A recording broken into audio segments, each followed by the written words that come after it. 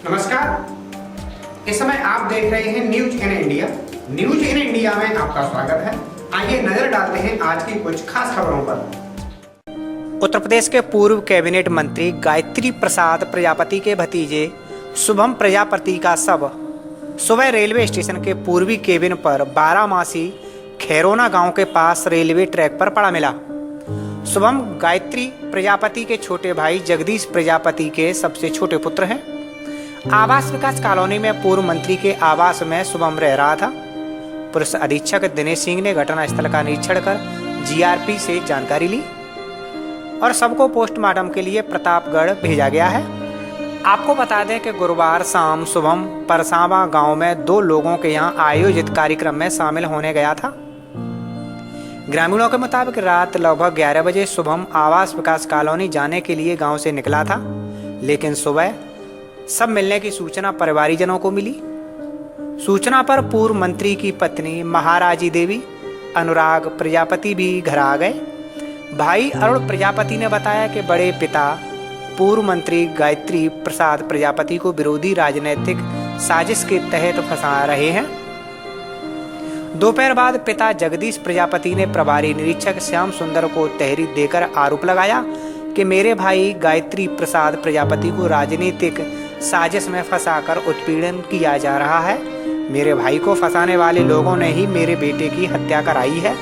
पता चला हमको कि हमारे छोटे भाई की जो है हत्या हो गई थी और मैं लखनऊ में था और जैसे मुझे उस वक्त पता चला कि जो है शुभम जो है रात में गांव में थे, करीब 11:30-12 बजे तक कोई कार्यक्रम था, वहाँ था। उसके बाद जो है वो आबाद विकास घर पे आया और उसके बाद गाड़ी खड़ी किया। उसके बाद पता नहीं चला कि उसके साथ क्या हादसा कैसे जो है हादसा हो गया।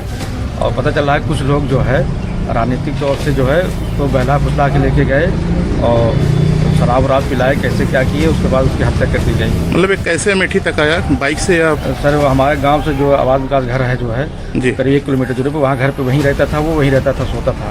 और उसके बाद वहाँ आया, गाड़ी खड़ी किया। उसके बाद अब किसके संपर्क में आया, किसने बुलाया सर इसको? तो क्या लगता है आपको? सर हमको पूरा लग रहा है कि राजनीतिक दौर से कोई साजिश करता, लोग इस तरह हत्या की गई कि इसको हत्या की है। क्योंकि हमारा घर जो है और जो रेलवे क्रॉसिंग से तो 3 किलोमीटर पड़ता है दूरी, क्योंकि वहाँ से पैदल जा ही नहीं सकता। ये सुसाइड नहीं है? ये सुसाइड नहीं है, इसमें हत्या की गई है। क्योंकि वहाँ पे जब देखा गया तो उसका जो है उल्टा लेटाया गया था, उसके पैर में कीचड़ लगे थे। इसका पूरा, क्योंकि गांव से जब आया था कीचड़ तो नहीं लगे थे, लेकिन बाद में देखा उसके पैर में कीचड़ लगे थे। तो कहीं कहीं जो है पूरा जो है जिस तरह से मंत्री जी को फंसाया गया, जिस तरह के मंत्री जी को परेशान किया जा रहा है, जिस तरह से उनके बेटों को जेल में डाल दिया गया है, इसी तरह राजनीतिक तौर से हमारे परिवार के पीछे लोग लग के हत्याएं हो रही हैं। मतलब आप लोगों को भी परेशान किया जा रहा है?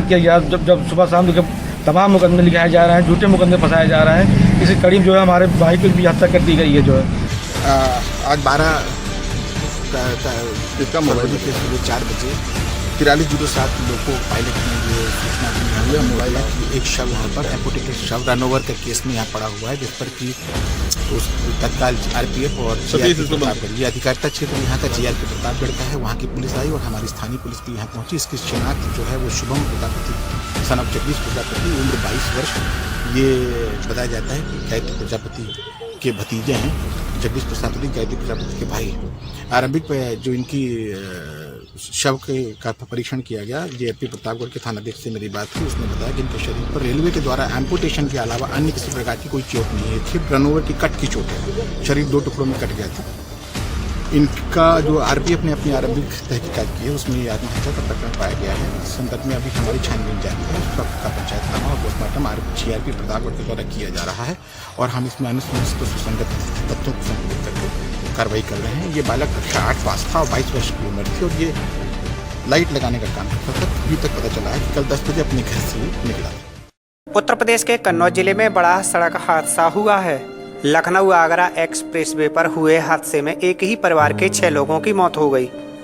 सूचना मिलते ही पुलिस मौके पर पहुंची और शवों को कब्जे में लेकर मेडिकल कॉलेज में रखवा दिया है। आपको बता दें कि लखनऊ से मेहंदीपुर बालाजी दर्शन करने जा रहे एक ही परिवार की कार लखनऊ आगरा एक्सप्रेसवे पर तालग्राम थाना इलाके में लखनऊ एक्सप्रेसवे पर खड़े ट्रक में टकरा गई। दर्दनाक हादसे में कार सवार 6 लोगों की मौत हो गई। सूचना मिलते ही मौके पर पुलिस पहुंची। पुलिस ने बताया कि मरने वाले लोग एक ही परिवार के हैं। कार के अंदर फंसे लोगों के शवों को कड़ी मशक्कत के बाद बाहर निकाला गया। मृतकों के परिजनों को सूचना दे दी गई है। कन्नौज हादसे पर सीएम योगी ने दुख जताया और वरिष्ठ पुलिस अफसरों को सीएम ने पीड़ितों को हर संभव मदद के आदेश दिए हैं। कल शाम को उन्होंने जो विचार बनाया कि कल शनिवार है, श्री बालाजी महाराज के दर्शन करने के लिए वो जा रहे थे। उसमें हमारे एक भाई थे प्रमोद यादव और छोटा भाई था सत्येंद्र यादव और हमारे जो है चाचा का लड़का था जो है सूरज यादव और हमारे बड़े भैया का साला था ज्ञानेंद्र यादव और हमारा एक मित्र था जो है मोहित पाल।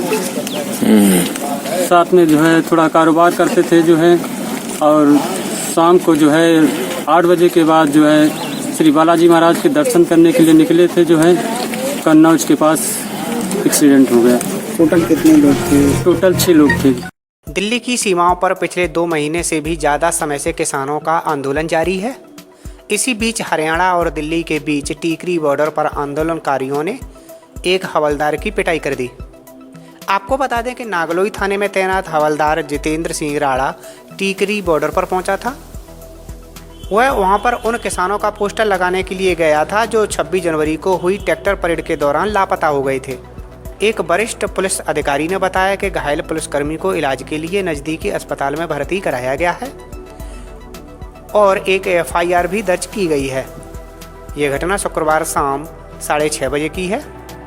उस समय पुलिसकर्मी अपनी ड्रेस में नहीं था और उन्होंने सादे कपड़े पहने हुए थे। मंच के पास मौजूद किसानों को उनके हाव भाव संदिग्ध लगे तो उनसे पूछताछ करने लगे। पूछताछ के दौरान पुलिसकर्मी सहम गए। इससे किसानों ने सोचा कि ये किसान आंदोलन में खलल डालने के लिए आए हैं।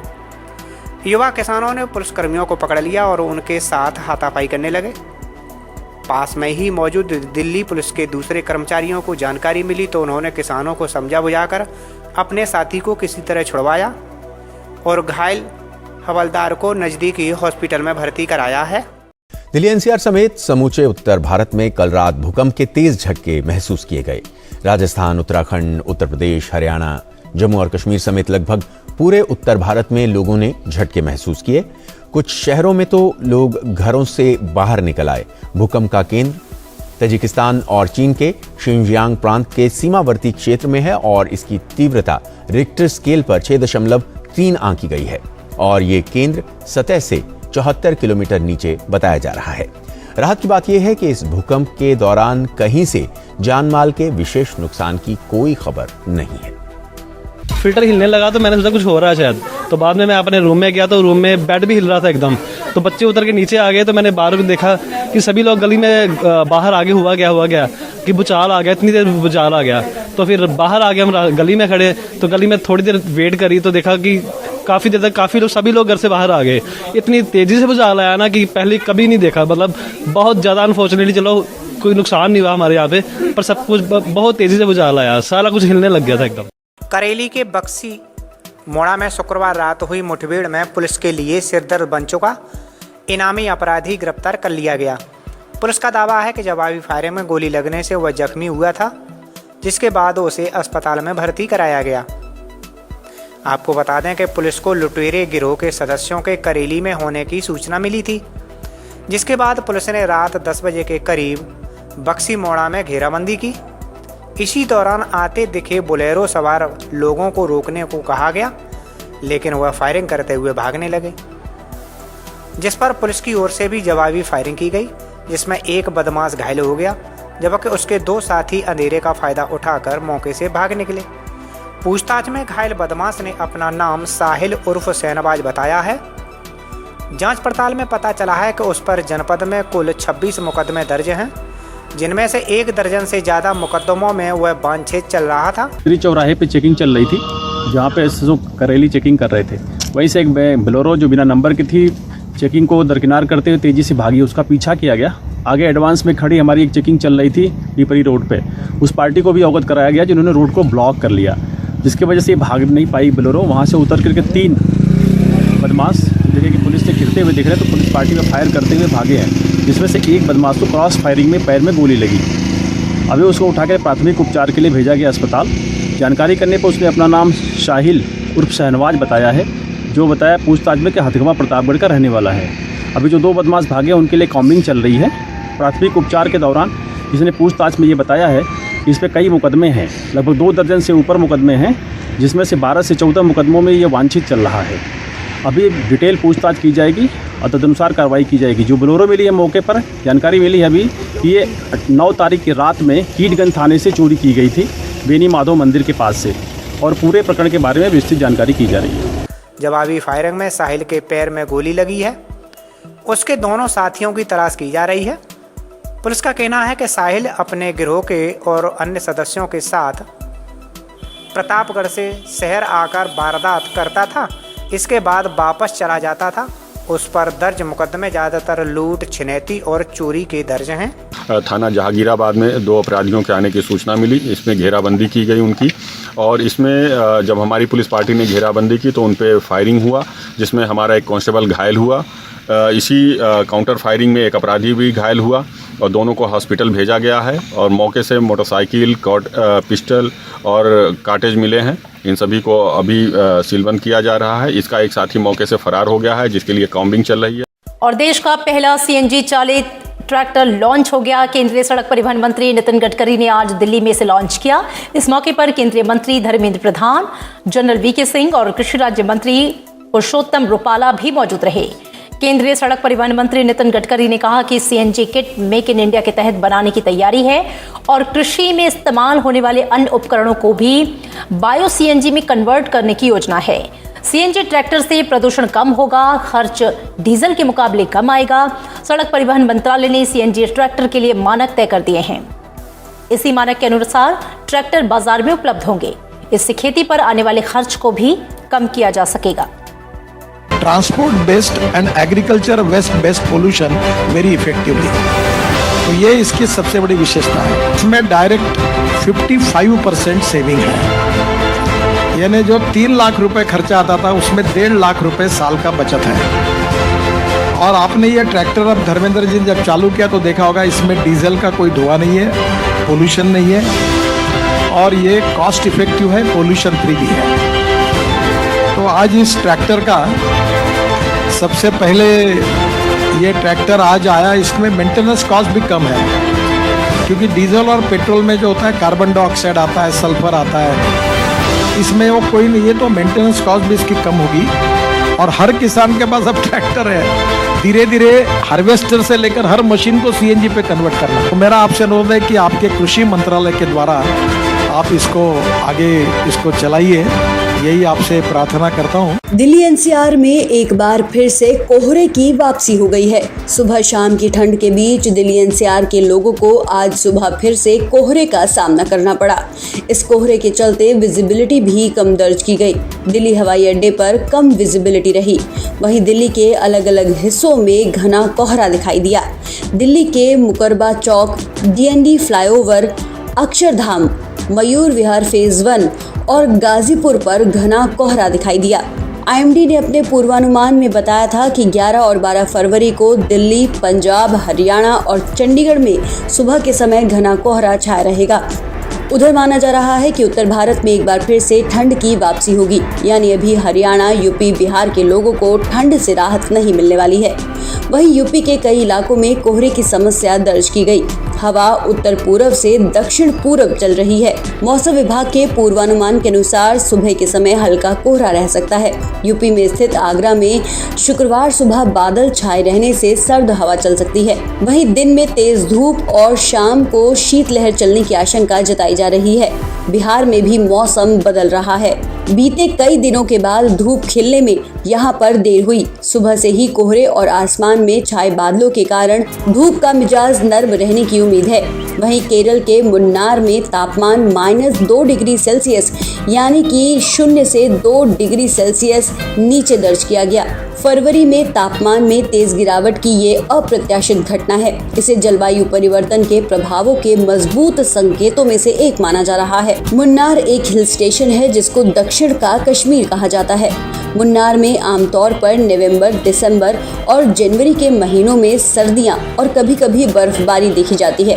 इसके बाद फरवरी में पारा धीरे धीरे ऊपर चढ़ने लगता है, लेकिन फरवरी में न्यूनतम तापमान 0 से नीचे गिरना एक अलग घटना है।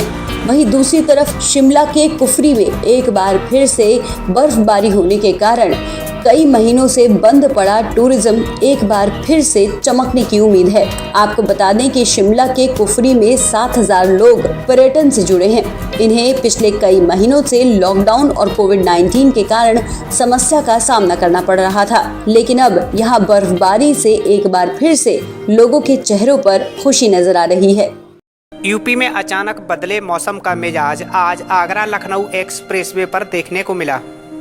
शनिवार की सुबह कोहरे के कारण आगरा लखनऊ एक्सप्रेसवे पर मैनपुरी और फिरोजाबाद की सीमा के पास आधा दर्जन से ज्यादा वाहन आपस में भिड़ गए। हादसे में एक बस चालक की भी मौत हो गई, जबकि कई लोग गंभीर रूप से घायल हैं। घायलों को सैफई हॉस्पिटल भेजा गया है। ये हादसा फिरोजाबाद जिले के कटघोरी क्षेत्र में सुबह तकरीबन 7 बजे के करीब हुआ। सभी वाहन आगरा से लखनऊ की ओर जा रहे थे। वाहनों की टक्कर होते ही घटनास्थल पर चीख पुकार मच गई। राहगीरों ने घटनास्थल की सूचना पुलिस को दी। मौके पर पहुंची पुलिस ने घायल यात्रियों को वाहनों से बाहर निकाला। इस हादसे में राजस्थान के चित्तौड़गढ़ निवासी बस चालक भरत सिंह की मौत हो गई। कई घायल यात्रियों को सैफई हॉस्पिटल के लिए रेफर किया गया है। वहीं क्रेन मंगाकर सभी दुर्घटनाग्रस्त वाहनों को हटाया गया। दुर्घटनाग्रस्त वाहनों में 4 बसें, 1 एम्बुलेंस और कई कारें भी शामिल हैं। 12 घायलों को सैफई इलाज के लिए भेजा गया है और 9 को यहाँ पे CHC सिरसागंज में इलाज कराया जा रहा है। उनका जो घटना का कारण समझ में आया वो उसमें एक वैगन आर या स्विफ्ट डिज़ायर कार है, उसकी स्थिति काफ़ी डैमेज है। उसमें एक बस ने टक्कर मारी थी, उसके बाद उसके पीछे सभी गाड़ियों ने टक्कर मारी। तो कुल 4 बसें हैं, 1 DCM है, 1 एम्बुलेंस है। ये 6 गाड़ियाँ इस तरह की हुई, बाकी सब छोटी गाड़ियाँ हैं। सभी आपस में टकराती चली गई, जिस कारण से ये बड़ा एक्सीडेंट हुआ है। तो इसमें बाकी जो डैमेज गाड़ियाँ हैं उनको यूपीडा के क्रेन्स की मदद से, पुलिस की टीमों के द्वारा और पब्लिक के सहयोग से इसको हटवाया जा रहा है। बाकी सभी यात्री और उनका सामान सुरक्षित है। सभी के परिजनों को सूचित किया जा रहा है और यहाँ पे अभी कोई समस्या नहीं है। ट्रैफिक सुचारू रूप से चल रहा है और फिरोजाबाद पुलिस की टीमें यहाँ पे मौके पर मौजूद है। घायल यात्रियों के जो परिजन हैं उन सभी को यहाँ पे चाय नाश्ता करा दिया गया है। वो सकुशल हैं और यहाँ पे विश्राम कर रहे हैं। बहुत जल्दी ही उनको उनके गंतव्य के लिए रवाना कर दिया जाएगा। लॉकडाउन के दौरान आम जनता पर दर्ज किए गए मुकदमों को यूपी सरकार ने वापस लेने का ऐलान किया है। सीएम योगी आदित्यनाथ के इस सराहनीय फैसले को लेकर हर ओर चर्चा है। सीएम योगी ने कहा है कि कोरोना वायरस के नियंत्रण को लेकर लॉकडाउन लगाया गया था। लॉकडाउन के दौरान कोरोना गाइडलाइन का उल्लंघन करने वालों को पकड़कर पुलिस ने उनके खिलाफ मुकदमे दर्ज किए थे। सीएम ने कहा कि आम जनता पर करीब 2.5 लाख मुकदमे दर्ज किए गए थे, जिन्हें अब वापस लिया जाएगा। हालांकि इससे पहले योगी सरकार कोरोना गाइडलाइन का पालन न करने और लॉकडाउन तोड़ने को लेकर व्यापारियों पर दर्ज मुकदमे हटाने का ऐलान भी कर चुकी है। सीएम योगी के इस फैसले से लोगों को काफ़ी राहत मिली है। लोगों को अब कोर्ट कचहरी के झंझट से छुटकारा मिल जाएगा। इससे पहले यूपी सरकार प्रदेश भर के व्यापारियों पर भी कोविड-19 और लॉकडाउन तोड़ने को लेकर दर्ज किए गए मुकदमे वापस ले चुकी है। तभी से सरकार आम जनता पर भी दर्ज मुकदमे वापस लेने का विचार कर रही थी। कोविड-19 प्रोटोकॉल और लॉकडाउन उल्लंघन के मुकदमे वापस लेने की घोषणा करने वाला उत्तर प्रदेश देश का पहला राज्य है। अब आम जनता पर दर्ज मुकदमे वापस लेने के फैसले के बाद भी यूपी पहले पायदान पर पहुंच गया है। सरकार मुकदमे वापस लेने के साथ ही व्यापारियों को भविष्य में ऐसी स्थितियों में विशेष एहतियात बरतने की चेतावनी भी दे चुकी है। इन मुकदमों की वापसी से पुलिस और न्यायालय से भी बोझ कम होगा और उन्हें आवश्यक चीज़ों की जांच के लिए मौका मिल सकेगा।